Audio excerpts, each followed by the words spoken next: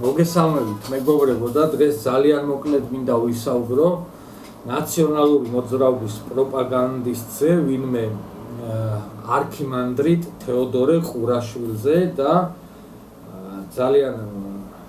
მოკლე მიმართვას მოკლე ვიდეოს განახებთ და შემდეგ გავაგრძელებთ. ხარიათ რომ საქართველოს იწვენენ და თუნდაც მზიამაღლობელი რომელიც საერთოდ გაუგებარია რატოზის მაგრამ თავისი მისი სახელი ეს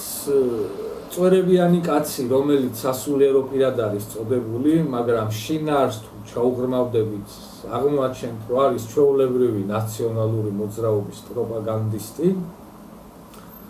როგორც ნახეთ იძახის რომ საერთოდ გაუგებარია რისთვის ზის მზია ამაღლობელიო და ამასთან დაკავშირებით მინდა მივმართო ამ წვერებიან კაცს თქვენ თუ დღემდე ვერ გაგიგიათ რისთვის ზის პატივცემულო მზია ამაღლობელი ციხეში ერთადერთი საშუალებაა იმისთვის რომ თქვენ მიხვდეთ გაიგოთ და გაიაზროთ რისთვის ზის მზია ამაღლობელი საპყრობილეში და ეს ერთადერთი საშუალება და გზა გახლავთ ის რომ შემოლაწუნება გინდა მამაო შემოლაწუნება და რა ვიცი მე პირადად მზად ვარ თუ კი თქვენ ამის სურვილს გამოხატავთ და მართლა გაინტერესებთ გაგება თუ რისთვის ის მზია ამაღლობელი საპატიმროში არ დაგზარდებით და სადაც მეტყვით მოვალ და შემოგილაწუნებთ და აი ამ შემოლაწუნების მერე იმედი მაქვს რომ მიხვდებით და გაიგებთ და გაიაზრებთ თუ რისთვის ზის მზია ამაღლობელი ციხეში მზია ამაღლობელს როგორც გვირს ისე მოიხსენიებს და ბავშვებს მოანათლინებენო ციხი და რო გამოვაო ისე შენი წვერი არ გაშორდეს როგორც მზია ამაღლობელი გმირი არ არის და რა ქვია ბავშვებს არ მოანათლინებენ მაგას მაგრამ ზოგადად ის ფაქტი რომ სასულიერო პირი ქვია და ძალადობას იწონებს და ახალისებს ეს თავისთავად მეტყველებს იმაზე რომ ჩვენ ეკლესიაში სამწუხაროდ არიან აი ამ წვერებიანი არსების მსგავსი ხორცმეტები რომლებიც არიან ჩვეულებრივი ფარისევლები და რომლებიც არიან თავისი ბუნებით მოძალადეები და სწორედ ამიტომ იწონებენ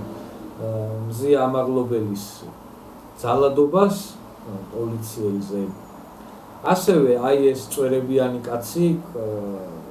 პატიმრობაში მყოფ ადამიანებს მოიხსენიებს როგორც თავისუფლებისთვის მებრძოლ ადამიანებს და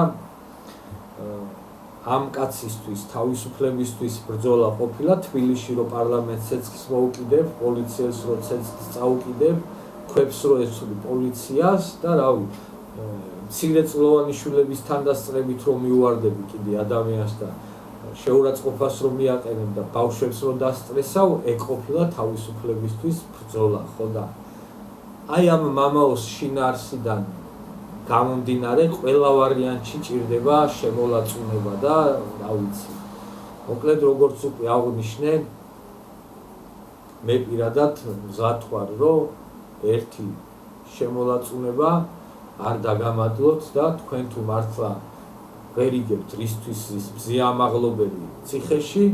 გარწმუნებთ რომ აი ამ შემოლაწუნების შემდეგ აუცილებლად გაიგებთ და მიხვდებით თუ რატომ ზის მზია ამაღლობელი საპატიმრო